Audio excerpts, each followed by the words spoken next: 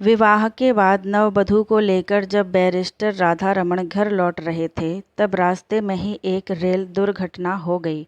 कई बाराती घायल हो गए, दो का तो घटनास्थल पर ही अंत हो गया।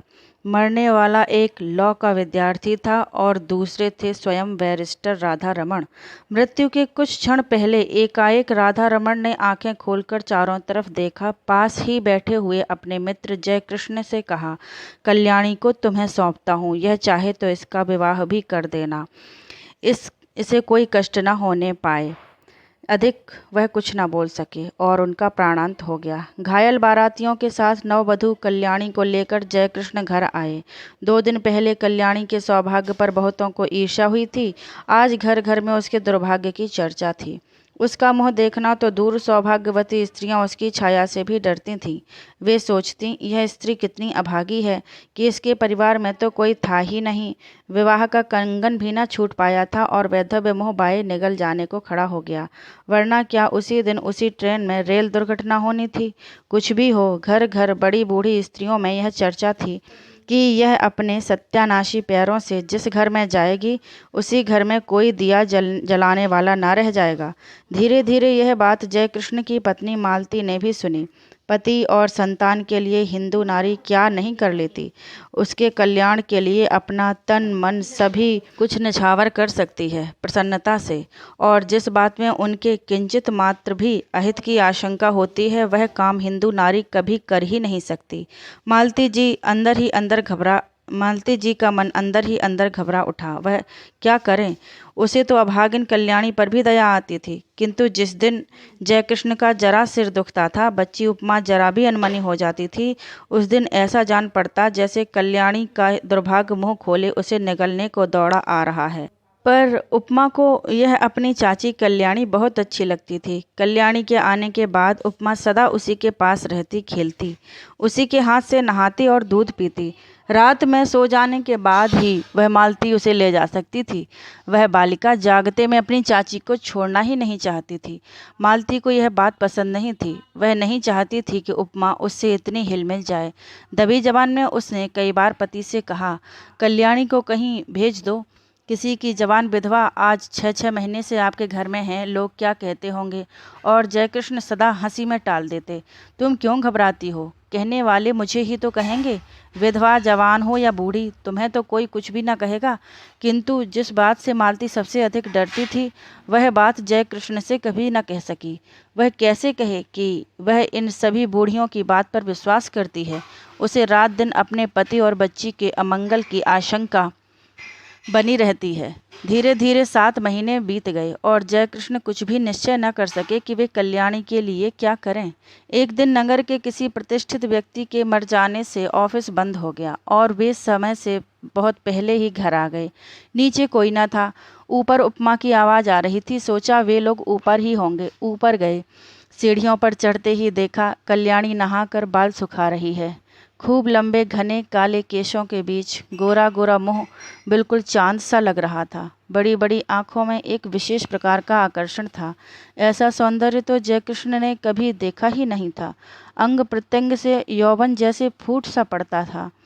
क्षण भर निहारने का लोभ जयकृष्ण संवरण न कर सके और तभी कल्याणी की नज़र जयकृष्ण पर पड़ी। उसने सिर ढक लिया। लज्जा की लाली उसके चेहरे पर दौड़ गई। उसका सौंदर्य दूना हो गया। इधर जयकृष्ण का अधीर मन बेकाबू हो चला। वे अब सीढ़ियों से ऊपर जाकर कुर्सी पर बैठ गए। कल्याणी से बोले, मुझे तुमसे कुछ बात करनी है कल्याणी। कल्याणी मरी जा रही थी। वह नहीं चाहती थी कि जयकृष्ण उससे ऐसे समय में कोई भी बात करें जब मालती घर में नहीं है। बात चाहे कुछ भी ना हो, पर मालती को संदेह जरूर होगा। यह कल्याणी जानती थी।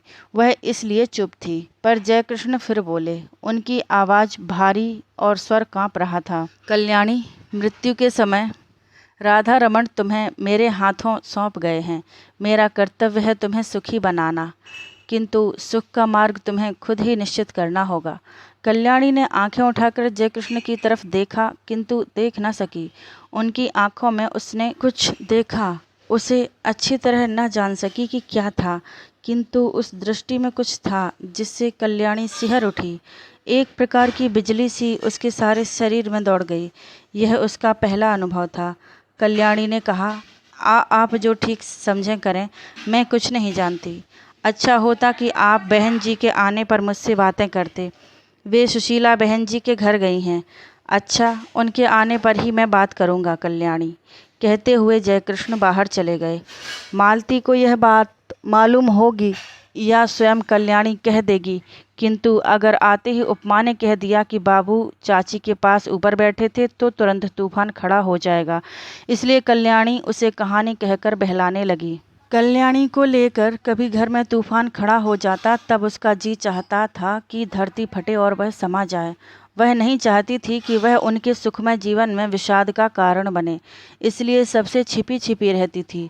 वह यही चाहती थी कि किसी को उसके अस्तित्व का पता न लगे। अभागिन नारी, जिसे परमात्मा ने सौंदर्य देते समय इतनी उदारता दिखलाई थी, उसके भाग्य में सुख का एक क्षण भी न लिखा था। सुशीला के यहाँ मालती को बहुत सी बातें सुनने को मिली। सुशीला की सास ने यहाँ तक कहा, दुल्हन, तुम्हें तो अभी बहुत अच्छा लगता होगा, सहेली मिल गई है, पर वह कुलच्छिन तुम्हारा घर भी चौपट करा देगी। उस छूत को निकाल बाहर करो। मालती निश्चय करके लौटी थी कि आज वह जयकृष्ण से जरूर कहेगी कि अब वह कल्याणी को अपने घर में ना रख सकेगी। बहुत दिन रह चुकी। लौटते ही उसने देखा कि जयकृष्ण कमरे में लेटे अखबार पढ़ रहे हैं। उसने अंदर आकर घंटी की बटन दबा दी। उपमा सो गई थी। कल्याणी नीचे आई। मालती ने उसे चाय तैयार करने को कहा। सोचा चाय पीने के बाद कहूँगी, किंतु रहा ना गया। दफ्तर पहुंची। जयकृष्ण ने अखबार रख दिया। पत्नी का वे बहुत आदर करते थे। मालती पास जाकर बैठ गई। बोली, मैं अभी सुशीला के घर गई थी। सब लोग इस बात से बहुत असंतुष्ट हैं कि हम लोग कल्याणी को अपने घर में रखे हुए हैं। वे लोग कहते हैं कि उसे कहीं और भेज देना चाहिए। जयकृष्ण की भ्रुकुटी टेढ़ी हो गई। उन्होंने कहा, तो जाकर उसे हाथ पकड़कर निकाल दो।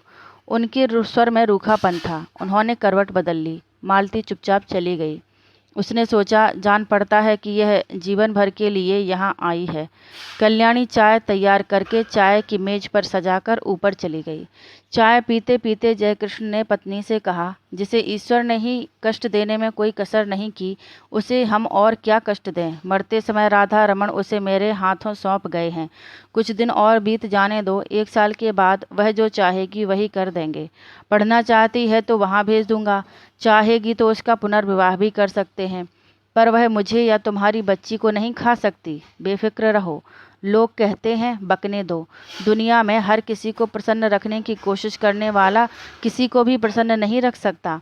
मालती बोली, मैं यह नहीं कहती कि उसे आज ही कहीं भेज दो, पर 15 दिन बाद मुझे माँ के घर जाना पड़ेगा। मेरी भतीजी का ब्याह है। कल्याणी यहाँ अकेली रहेगी। जयकृष्ण बोले, अकेली क्यों रहेगी? उसे भी साथ ले जाना। मालती ने उत्तर दिया, साथ कैसे ले जाऊंगी? सगुन सायत के दिन लड़की पर इसकी छाया पड़ी तो? लोग तो बड़ी बूढ़ी विधवा की छाया से भी हल्दी चढ़ी लड़की को बचाते हैं। फिर जान न पहचान ऐसी स्त्री को जबरदस्ती उनका मेहमान क्यों बनाऊं? उन्हें अच्छा ना लगे तो? जयकृष्ण खींचकर बोले, तो फिर कल्याणी यहीं रहेगी। बुधिया की माँ से कह दो दिन भर रहने को यहीं रहेगी। उसे कुछ और पैसे दे दिए जाएंगे। ना चाहते हुए भी आखिर एक दिन कल्याणी को घर में अकेली छोड़कर मालती को जाना पड़ा। जाते समय बुधिया की माँ को उसने अच्छी तरह समझा दिया कि बाबूजी को खाना वही परोसेगी।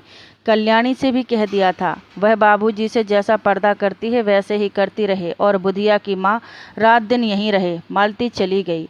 अब जयकृष्ण प्रायः देर से जाते और जल्दी लौट आते। कभी कभी वे दफ्तर जाते ही नहीं।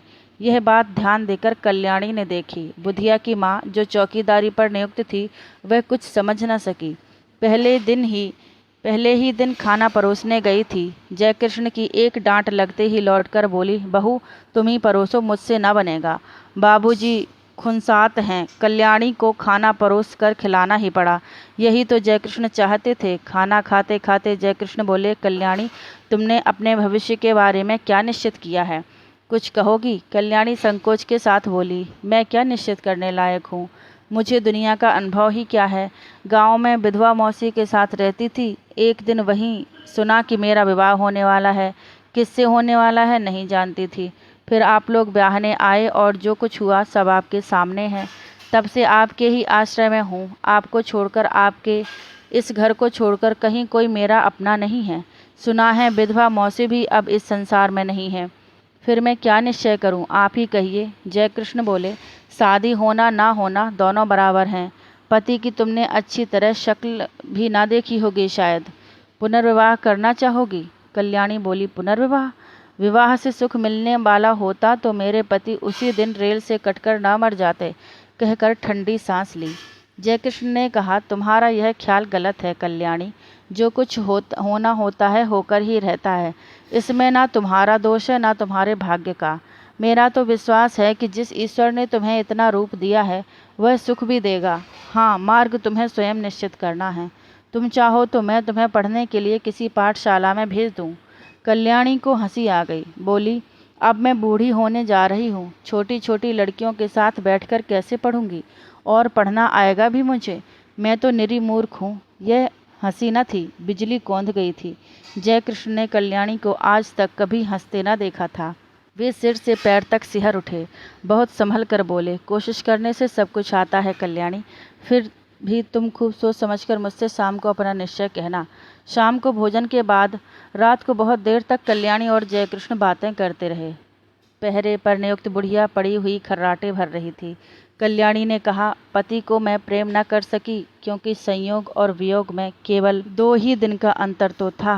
हाँ, दया भाव से ही प्रेरित होकर उन्होंने मेरा पाणी ग्रहण किया था, इसलिए उन पर मेरी अपार श्रद्धा पहले से ही थी। अब भी है, किंतु प्रेम से तो मेरा प्रथम परिचय उसी दिन हुआ जिस दिन आप सीढ़ियों पर चुपचाप खड़े थे।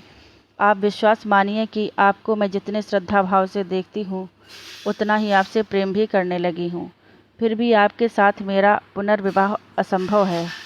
क्यों कल्याणी, तुम्हें आपत्ति क्या है? भर्राई हुई आवाज़ में जयकृष्ण ने पूछा और कल्याणी के हाथ अपने हाथ में ले लिए।